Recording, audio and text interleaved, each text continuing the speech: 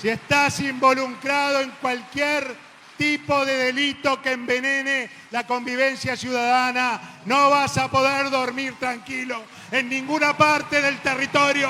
Te vamos a pescar. Vamos a reorganizar el Ministerio del Interior, no para los movidas de televisión, sino para que efectivamente podamos desarticular las bandas de narcos, liquidarlas, terminarlas. Bienvenidos a un nuevo podcast del Observador. Soy Gonzalo Charquero y estamos en la Mesa Chica, donde junto a los periodistas de la redacción que siguen los candidatos, analizamos lo que dicen y lo que piensan los protagonistas de la carrera electoral.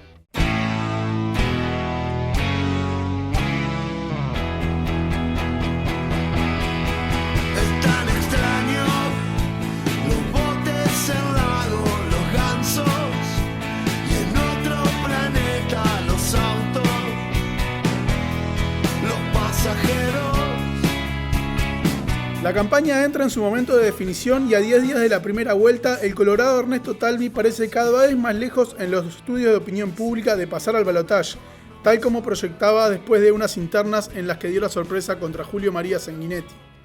En medio de la creciente polarización de la carrera electoral entre Daniel Martínez y Luis Lacalle Pou, acentuada después del debate, el colorado sigue con las recorridas en las que endurece su discurso y busca que sus militantes no decaigan. En esta edición de La Mesa Chica estamos con Santiago Soravilla, el periodista que sigue el candidato colorado, para hablar sobre qué se puede esperar discursivamente de Talvi de acá al final y también de cuáles son sus perspectivas sobre la votación del 27 de octubre.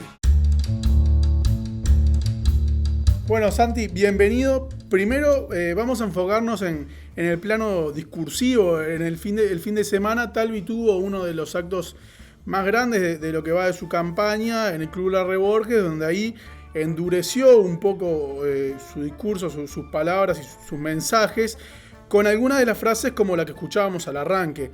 ¿Esto es parte de una estrategia para este último tirón de campaña? ¿Cómo se piensa posicionar el candidato para lo que resta? Gonzalo, ¿cómo va? Sí, en el acto en Larre Borges él presentó unas líneas nuevas en el discurso. Principalmente reforzó la imagen o los mensajes que estaba destinando en seguridad. Su concepto ahí es que Ciudadanos va a ser muy duro con el crimen, pero también muy duros con las causas del crimen, y ahí lo enfoca principalmente en una reorganización del Ministerio del Interior, pero luego también en la actuación de la justicia y el sistema carcelario.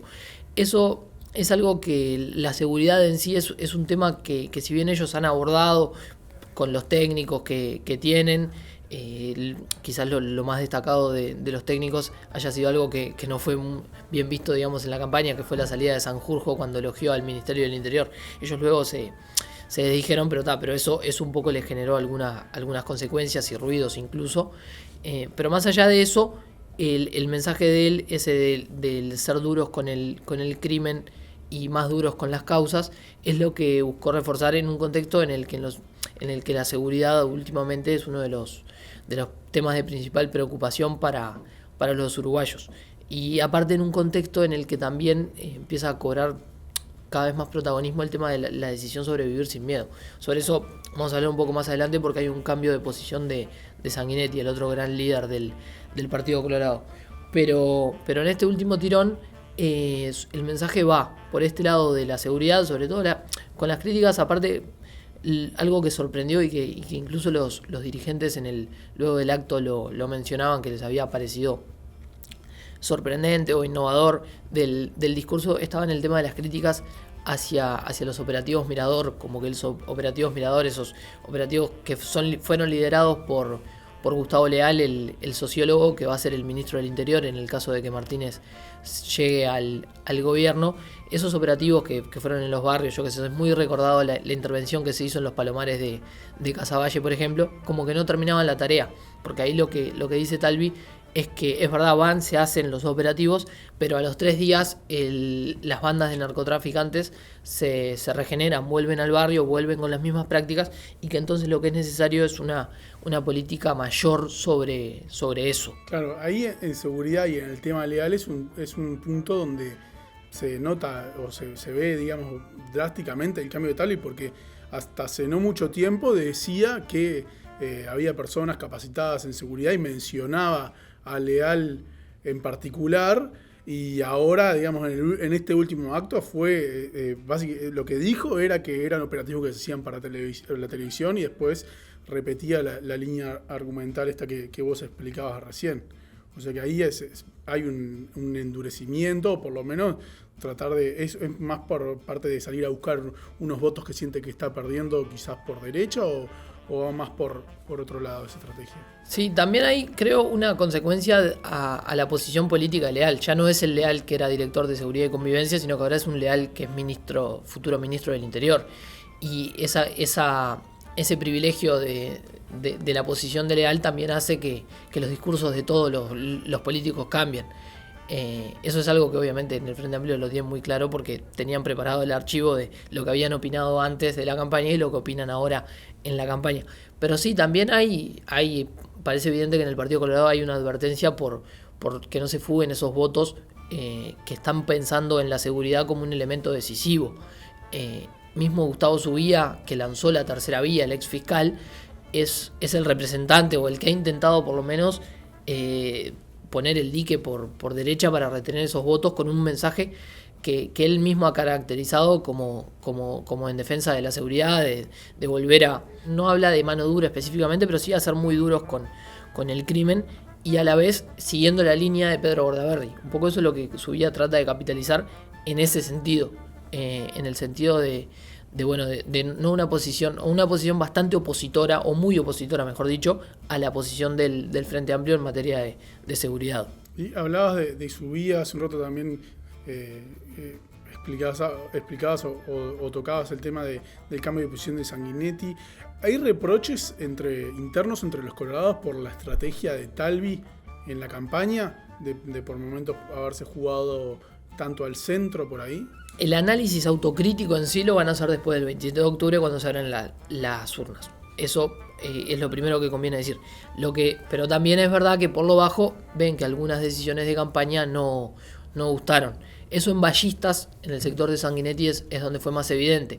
Y el punto mayor fue cuando Talvi priorizó a Ciudadanos por encima de Ballistas. En cuanto a los temas en sí específicos, lo que ocurre acá es que esa posición de repente más contemplativa de los asesores, y principalmente de Diego Sanjurjo, fue algo que, por más de que Talvi salió luego a decir que no estaba de acuerdo, que no pensaba lo mismo que su asesor, que dijo que la gestión de Bonomi, que Bonomi había sido uno de los mejores, o el mejor ministro del Interior que había desde el retorno de la democracia. Al decir eso, bueno, le valió esas críticas, esos reproches por el enfoque.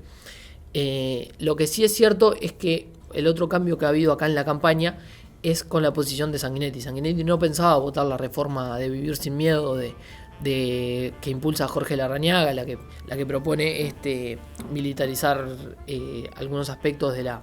Sí, la creación de la Guardia Nacional, los allanamientos nocturnos con autorización de un juez. Sí, la condena perpetua revisable. Esos puntos Sanguinetti estaba en contra.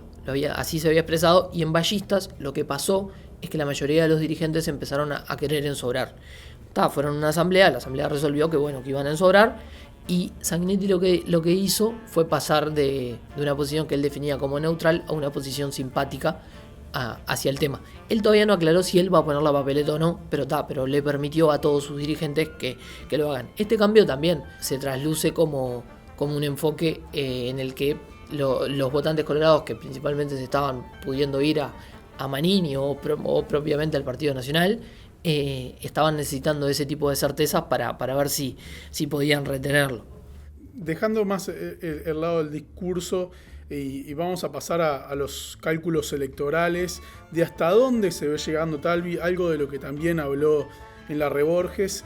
Vamos a escuchar lo que dijo el candidato colorado sobre su proyección en las urnas, y después continuamos con el análisis. Un partido patriota que de verdad aceptó ser castigado electoralmente por mucho tiempo antes de engañar y manejar una política inmoral de pan para hoy, hambre para mañana. ¿Qué es lo que hubiera hecho el Frente Amplio? Van 20 años de aquel acto de heroísmo Y esta es la cuarta elección y aún lo venimos sufriendo. Hemos estado en penitencia y todavía lo estamos. Arrancamos desde muy abajo. Bueno, estas palabras parecen más realistas de aquello que insistía tanto el candidato del gol de cabeza en el área chica. Ante su baja en las encuestas, ¿a qué aspira Talvi? ¿Se hacen esos cálculos en el comando? Sí, son cálculos que se hacen y que se empiezan a conocer a falta de estos 10 días para las elecciones. ¿Te acordás que él hace un par de semanas en un evento en Punta del Este dijo que los números le daban que le estaba respirando la nuca a Lacalle Pou? Incluso había hablado de una encuesta propia que le daba sobre el 20%. Sí, 18 como piso y 22 como máximo, y 22 era lo que le daba a Lacalle Pou. Luego de eso las encuestas de opinión pública empezaron a mostrar una baja y él no ha dicho aún qué números tiene él internos. Pero lo que sí se observa, y lo que de dialogar con él, nosotros el martes publicamos una entrevista con él en la que incluso anunció que si pierde va a salir a hacer campaña por Lacalle Pou, va a recorrer el país, va a defender ese proyecto de coalición. Pero también lo que ha dicho en los últimos días es qué es lo que él califica como muy bueno para una votación del Partido Colorado. Y él ahí lo que habla es del 12,9% que recibió Bordaberry. Es decir, hay una muestra de que las aspiraciones ya no aspira a ser el que lidere la coalición, si bien obviamente, y vamos a usar la metáfora futbolera, ¿no? Pero él dice que va a pelear hasta el último minuto. Ya lo que muestra es que el partido está bastante difícil y que la distancia que tiene de Lacalle Pou es mayor a la que en algún otro momento de la campaña se pudo observar. Entonces, ante esto, ¿a qué aspira? Aspira a obviamente a ser el segundo partido mayoritario de la oposición. Sí, porque eso también depende después mucho de cómo negociás una eventual coalición, qué peso podés tener en caso de que se forme gobierno. Sí, y también cuánto podés defender tus ideas. ¿Cuáles son esos proyectos que vos le podés incluir a la coalición? En un contexto en el que Cabildo Abierto es el partido que viene creciendo en la oposición. Viene sostenidamente creciendo encuesta tras encuesta, e incluso hay una encuesta, la de opción que se conoció la semana pasada, que muestra a Cabildo Abierto por encima del Partido Colorado. Entonces, ante esto, lo que no creen los colorados es que Cabildo Abierto esté tan arriba, que los pueda pasar, pero Talvi ya lo califica como muy buena una votación que supere el 13% de Bordaberry. ¿En cuánto andará? Y bueno, los números ya pasan a ser desde ese 13% al 18%. Eso es un poco lo que se va a jugar en estos últimos 10 días. Pero lo que parece es que la distancia que hay con Lacalle Pou es completamente indescontable y que lo que aspiran ahora es a seguir ganando votos.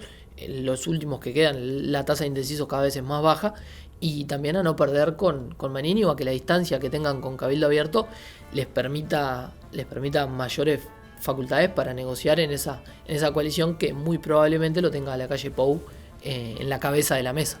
Bien, de acá al final Talvi tiene previsto seguir con recorrida, se va a centralizar más en Montevideo y a empezar a dar más entrevistas con los medios. Un poco cuál es la estrategia. Hasta este miércoles estaba en Montevideo, ahora se va, el jueves va a estar en Canelones y luego inician una recorrida por el norte del país, en Tacuarembó y Rivera el viernes, el sábado en Artigas y Salto, el domingo en Paysandú, creo que es así, se van a hacer esa parte del norte.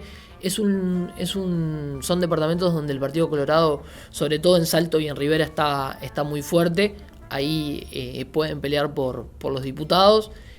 No son departamentos donde su sector, Ciudadanos, estén más fuertes. Ahí en realidad en Salto se hace fuerte el ex intendente Germán Coutinho, que además va por la reelección ahora el año que viene.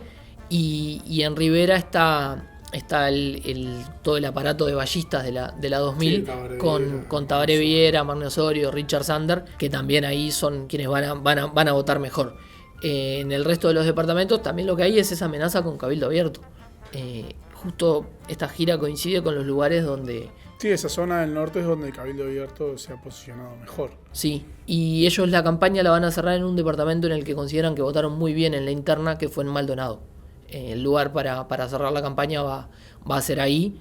Antes va a haber actos en Durazno y en Florida, pero en Montevideo no está previsto que haya más actos, por lo menos en la próxima semana, hasta ahora. Bien, veremos entonces cómo se termina de posicionar en este sprint final el candidato colorado. Los invitamos a ustedes a que sigan la cobertura de Santiago y de los otros periodistas que cubren al resto de los candidatos en todas las plataformas del Observador. Mientras cerramos esta edición de La Mesa Chica, nos pueden seguir tanto en la edición papel, así como el observador.com.uy, Twitter, Facebook e Instagram.